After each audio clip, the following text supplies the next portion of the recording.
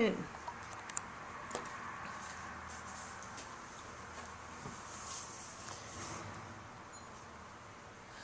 All right. So my name is Jordy Izzard again, and I'm an Alumni Relations Officer at SAIS in the DC campus. And I'm here today with Erik Rasmussen, who's from the class of 1969 from Washington, D.C. campus. And today's date is October 15th, 2010. And thanks so much for joining us today. And we really appreciate your time. Yeah, thanks. So we're just going to have a little bit of a conversation again, kind of go back to your memories of SAIS and talk about your career, and then kind of go into today's students and talk about any advice you might have for them. But let's start with just kind of originally what brought you to SAIS. Well, when I was in undergraduate school out in Iowa, I was already interested in international affairs, international issues. I was a history major, which gave me some introduction to other parts of the world.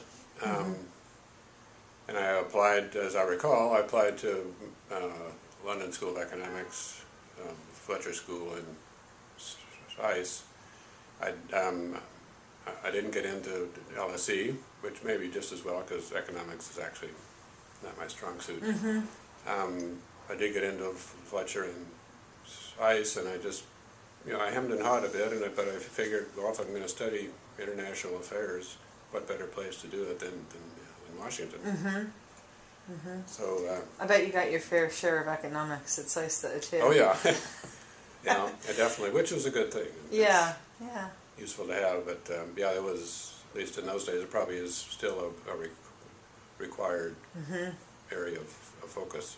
There are a number of courses that are required in the economics background, yeah. So I was very happy that I picked SAIS, because it's certainly the faculty and the resources that SAIS could take advantage of in this area are unparalleled. I mean, having the Brookings Institute across the street and like 10 different embassies in the area. Yeah, it is. There's quite a bit going on. Yeah, and the World Bank, IFC, and all of that is right down the road. So. In those days, the embassy of Canada was right next door. Yeah, another gentleman mentioned that. Bizarre-looking Yeah, that's great. building. Good. And so, what were your initial? Did you go to SAIS right out of undergraduate? I did. Okay. In large part because of Vietnam. I was trying to stay one step ahead of my draft board, and so having a student deferment was important in those days. And I was able to get a continued deferment until I finished here. But I know that, so in that sense, that's what I wanted to do, to go straight into graduate school. But also it was useful because there were a number of students in my class who had some work experience, both men and women. So it was and what were they doing? Useful to get have the mix. Yeah, no. What had your colleagues been doing? Your student colleagues? Well, I know there were some had worked at AID. I recall just had some volunteer experience. I think there were some that had already served in the military. I'm sure there were some that had already been in business, in the business world.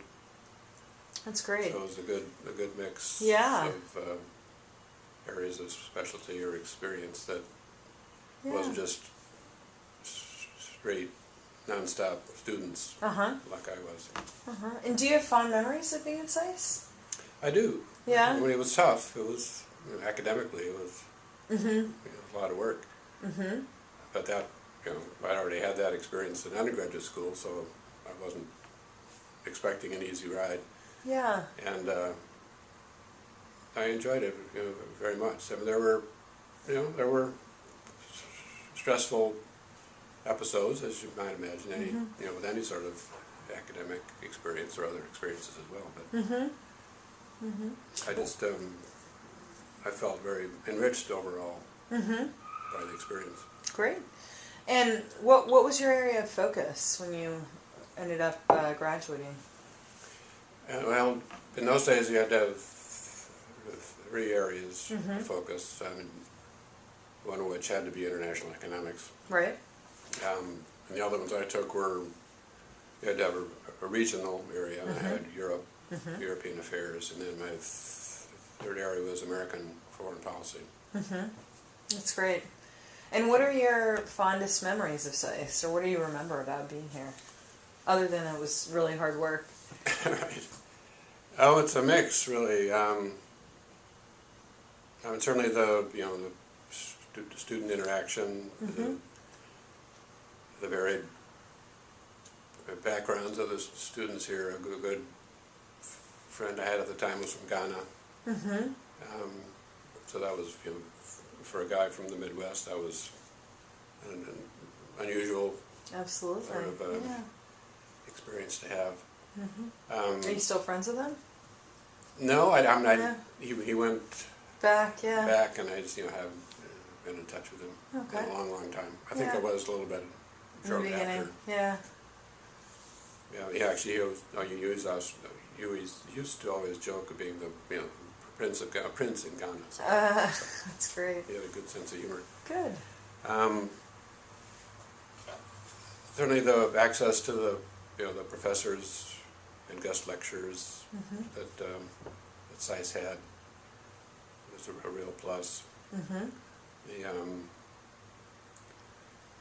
Just the informal times as well. I mean, there was a lounge down in the basement. Still there. Is it? Mhm. Okay. I mean, it was where the locker room is now. Oh, I see. As I recall. Okay. So oftentimes we would, a bunch of us would go down there in the evening to listen to Walter Cronkite Mm-hmm. Mm-hmm. on the news, or Erik Rasmussen and those newscasters at the time, and particularly reporting on Vietnam. Mm-hmm. Have you been down there recently? To the basement? I have. I'm just on the way to the men's room, so. Oh, okay. Yeah, no, you should walk down there. I mean, they've got a pool table and foosball and a couch with a TV. It's kind of and a vending machine, so it is kind of just a place for people to hang out. You know? Yeah. Some go down there to study, and so that's fun. Yeah, I think it was less well equipped in those days. So. Mm-hmm. Mm-hmm. But there were, just overall, I really felt I was getting a useful education. That's great. That's great. And tell me, as a good segue, tell me a little bit about what you did when you graduated and how that's evolved for you in a career. Well, actually, I wanted to Oh, yeah. just to relate. I mean, some of the professors I had that there are some I actually I can't recall their names, but certainly Isaiah Frank in economics was a Frank Fukuyama? no. His name was Isaiah Oh, Frank. right, because Frank was new. Yeah, yeah. Okay. Was a monumental professor of Mm-hmm. economics. Mm-hmm. So that was excellent. And being in European affairs, I took a number of courses and had as my advisor was David Caleo, who may still be teaching here. I'm not. Or if he has retired, it probably is just recently. Yeah, I think he may be still here. Yeah, yeah. And then there were some. I think those two were full-time professors here, but there were some guest lecturers like Sam Brown, who was focused on foreign policy issues, and an author named, and I'm not sure how much of an academician he has, but Edmund Stillman. Mm-hmm. He taught a course on sort of contemporary European issues. Mm-hmm. Just a wide range of experts that really interested me, and I mean got me interested in some areas that I hadn't been exposed to before. That's great. I think the dean at the time, or maybe just for my first year, was Francis Wilcox, and I can't remember if Robert Osgood. I think he was on the faculty, but I can't remember if he became the dean my second year, or if that was after I'd left. But Around he was- that time. he was certainly also very highly regarded, Yeah. both as a professor and, Absolutely. and as dean. Yeah. Yeah. Good. Any specific, and when you say Europe, did you focus on any one or a few countries that were of particular interest? Not that I recall. I don't think there were any offerings that were specific to one country, at least that I recall. But some of the research I did or the papers I wrote were specific. I remember I had a good time, if I could put it that way, writing a paper for Edmund Stillman on the Yugoslav resistance movement in the Second World War. I mean, it's an issue that sort of happened to pop up for one reason or another, and it was something that I found extremely interesting. And so again, that's sort of a broadening experience that that you get here. Yeah, that's great. And what about a language? Did you? French. You took French? Okay, Yeah.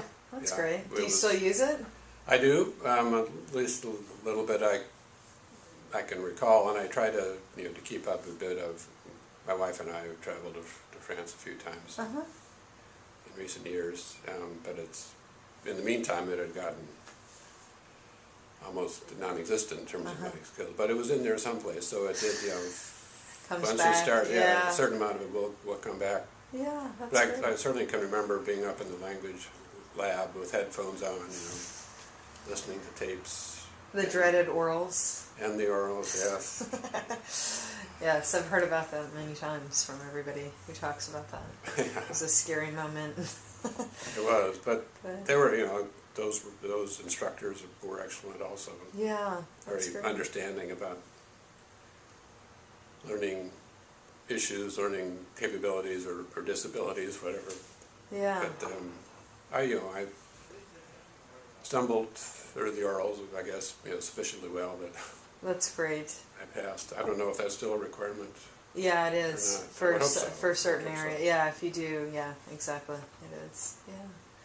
Well, good. And tell me a little bit about your career and how your degree segued into the area that you were in, and maybe you're still in. Sure. Well, after I graduated, I lost my deferment, so I was actually taking steps to enlist in the Army Intelligence as a option or as a alternative to just being drafted in the infantry. Sure. And much to my surprise, and I ended up with a deferment, a physical deferment. So I ended up not having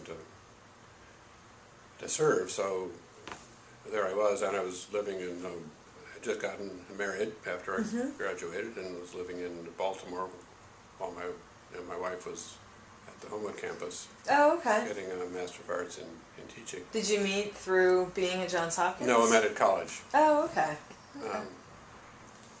Yeah, we got engaged the spring of my first year here. So all of a sudden I was in the job market. Yeah. But I knew, I'd gotten interested in, actually had taken one of the service exam. The first time I took it, I didn't pass the written. So I was... Tough exam. Yeah, it is. It is. I remember we had to go to some high school here in the district and to take the exam on a Saturday. And so I figured, well, I'm still interested. I want to get involved in American government and international affairs if I can. So then I wanted to stay here in Washington, at least in this area. So most of the time, I think I spent making the rounds up on the Hill, trying to get a job working for a member of Congress. Sure. And I was part luck, part, I think my background here at SAIS, but and it also, well, the luck part I think was the fact that each member of Congress at that point had gotten what they call the clerk hire allowance had been increased, so every member of Congress, the House member, could hire one more staff person than they'd had been able to hire before. So, as luck would have it, and by networking, everybody I even remotely knew or had met had come to SAIS from Congress. I ended up with a position with Lee Hamilton from Indiana. Wow, that's great. Yeah, and he at that point was still a relatively new member. He'd come in with the Johnson landslide in '64, but didn't have he was on Foreign Affairs, House Foreign Affairs full committee, but didn't have his own subcommittee yet. So I did handled foreign affairs issues for him, as well as a number of other issues out of his personal office. So that worked out very well. That's great. And I enjoyed it up there. I worked for him for about 7 years. That's great. And again, doing some international affairs, some other work as well. And in fact, when he did rise up sufficiently in the pecking order on the Foreign Affairs Committee, he did got his subcommittee on Europe and the Middle East. So I've forgotten the specifics at this point, but I know when I was here at SAIS, I got to know Mike Van Dusen, and indicated to Mike and to Lee that you two should get together, right? Because there's an opening up here, and that that worked out for yeah. Isn't for it Mike amazing as well. the connections you make too? Just knowing people from here, you can see openings and things that will work. That's great. Yeah. And Mike, of course, was with Lee for until Lee retired from Congress, and he's now the head of the Woodrow Wilson Institute. And I think Mike is. Last I knew, he was still with them over there. So. Yeah.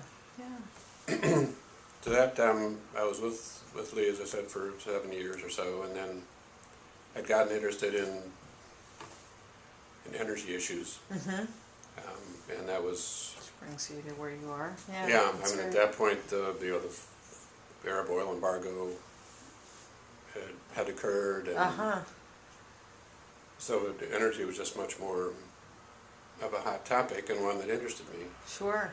So I came down to the Energy Department, but in the Congressional Affairs Office. Okay.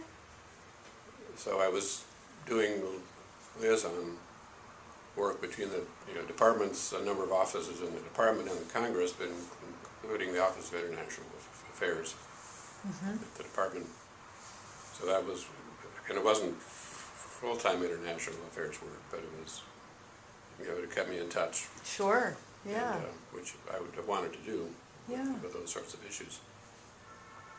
Great. And then about 6 years or so ago, I moved into the Energy Information Administration, which also does some international data and data analysis. I'm not a statistician, but again, I'm doing outreach, doing liaison work and other duties as assigned out of the Office of the Administrator, the BIA. Do you enjoy it? Yeah, very much. That's it's EIA is a little bit of an odd duck at the department because it's policy neutral. We don't advocate any particular policies. We supply the data and the analysis, the forecasts about energy markets, both state the facts. Domestic and international. Yeah. So people around the country and internationally, including Congress, can use our products as they see fit, or misuse them if they so choose. Turn things around a little bit. Right. Yeah. Do you see that happen a lot? Oh, on occasion. Yeah. Sure. I mean, either they misread or misconstrue the data, or they use it to support their own viewpoints on Mm-hmm. issues, which is their right to do. Mm-hmm. Mm-hmm. So it's been, continued involvement in international energy issues Mm-hmm. up till now. That's great. Do you see yourself continuing in this realm, or do you have other interests down the road, or? Well, I've worked for the government, Mm-hmm. either on the Hill or in the executive branch for more than 40 years now. So I'm approaching a point of Sure. retirement. Sure. That's Um, great. don't have Travel? You have some interest in traveling? Yeah, sure. Yeah. And I'd like to get, have the time to do some, take some classes again in one thing or another, and do, I haven't gotten an agenda yet, Mm-hmm. all figured out, but That's super. That's great. It's exciting times. yeah, it is. But I think it's important, I think, to stay mentally challenged Absolutely. in retirement. So I'm taking some courses and maybe spending some more time on my French. So There's so much to do out on the there. list. Yeah. Yeah, that's great. And tell me what if you were like looking at students today at SAIS, what advice do you have for them? Well, I think it's not any great light bulb sort of observation, but it's very, very important to be able to express yourself, both written form and orally. Mm-hmm. So having good writing skills, good Sure. interpersonal skills are really, I think, the top of the list Uh-huh. for being an advantage and being as you're a competitor or a contender for a position Mm-hmm. out there, and also just to network as much as you can to even folks you may have met once and or been exposed to whatever, and of course all the alumni from SAIS that are in your area of interest.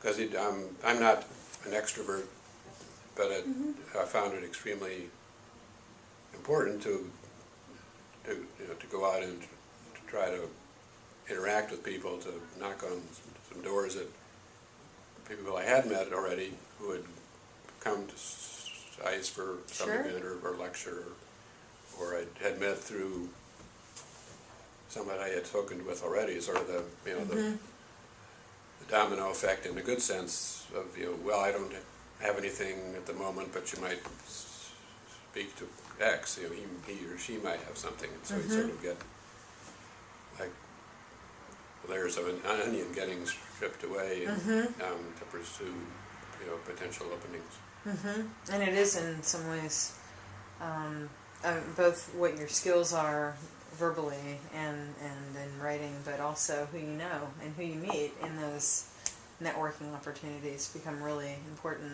later on too. Yeah, they do. It's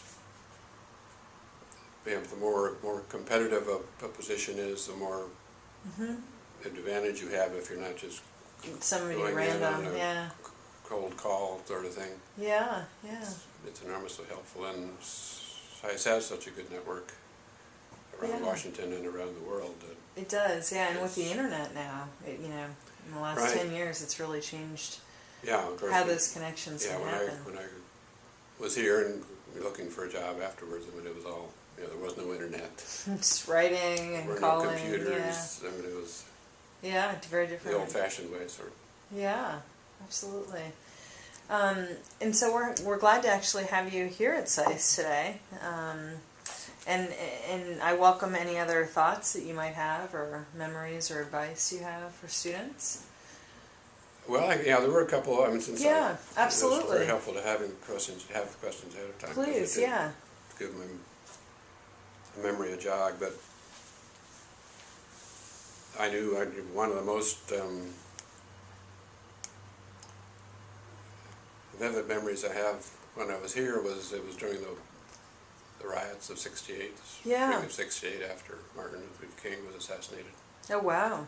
Yeah. And I think it was during spring vacation of SAIS, but I was, of course, yeah. and immediately afterwards, but I was still here at that vacation doing, some work, some research, whatever, and if we went up to the library, you could look out the windows and look that way and see the smoke rising from all the destruction and fires along 14th Street, and some of us actually walked over there and watched the riots in place. I mean, bricks being thrown through windows and everything. It was, you just had to sort of There was a big reaction. keep a little bit of distance to protect yourself, but it was, Historical, very historical and unfortunate situation. There you've been. Absolutely. Wow. Interesting place to be at that time. It was. Right down the road. Yeah. Yeah. Yeah. And I roomed with, my first year I roomed with a fellow actually I knew from college, John From Stroh. Iowa? No, he was from Pittsburgh. Okay. Remind me where you went as an undergrad? Grinnell College Okay. in Iowa. Okay. But you knew him from Iowa, from that school though. That's what I mean, yeah. That's interesting. So you guys were both out there? I think that's, gosh, it gets hazy. Oh, it's okay. But I think that's how I knew him, who knew John. Yeah, no, it's just interesting. So we roomed up by 18th and Columbia Road, that neighborhood, and then he after his first year, he did get drafted. So he had to go do his Vietnam stint. But, and then he came back to SAIS, fortunately, and Good. he wasn't injured or killed over there. But I do remember a professor, I think it was Professor Johnston, my second year, he announced all of a sudden one day in a very sort of evocative way that one of the best students he'd had the previous year, who had graduated, had gone into the Army and been killed in Vietnam. Oh, wow. So that... Tragically, I'm sure that happened in many other cases as well. Yeah. It sort of, a lot of time has passed since then, but those sort of impacts Are obviously significant. Are very, very significant and very strong. Let's see. I think that's about No, that's it fine. in terms of No problem. I really vivid thank you memories. for your time today. Again, it's really interesting to be able to talk with you and hear kind of what was going on at the time and what SAIS was like then and the differences between what was happening 30, 40 years ago and what's happening now. So this, of course, in those days, this was the only building, the only part of the campus. It was before the Rome building and other Bob and all outliers. of those. Yeah. So, and my class was probably maybe 100 and a quarter people or so, at least that's my recollection. So it was already getting a little bit small, but it was getting bigger. full. But it could be handled all in this building. I don't know how big the classes are. I think they have 600 at a time at SAIS. But each incoming class is something like 300 or 400, I believe. Really? I believe, yeah. I hadn't realized they'd gotten But that I think large. that might include Bologna too. So I'll have to get that answer. But in any event, thank you so much for your time today, and we'll look forward to talking with you again soon. Sure, I'd be glad to. Thanks.